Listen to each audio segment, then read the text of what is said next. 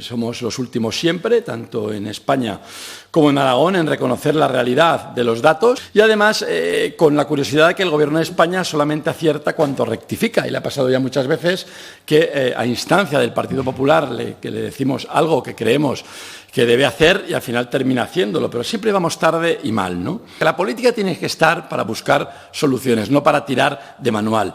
El Gobierno de España y el de Aragón están teniendo la misma respuesta ante la crisis económica actual que ante la pandemia. Ninguna.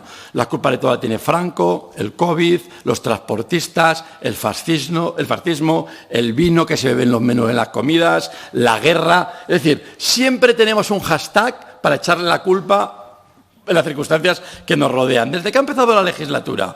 Y sin embargo, tanto a nivel nacional, con las propuestas de Feijóo, como en Aragón, con las propuestas que semanalmente nos rechazan a la oposición, son rebaja selectiva de impuestos que hemos presentado permanentemente, medidas de agilización de la actividad económica, de apoyo a las más vulnerables y de ayudas directas, con eso empezaríamos a solucionar las cosas. Y como le digo siempre, señora consejera, si no quiere hacer nada, por lo menos copie. No nos conviertan los del cuatripartito en españoles de segunda categoría.